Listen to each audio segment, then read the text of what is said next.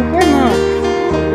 მერე სანამ აქვს, მაგრამ ასე TikTok-ში ვყიდე რაღაც ჩავყრიდე ლამაზად. და ლამაზია ასეთები გინდა ჩაწერე ლილი ველური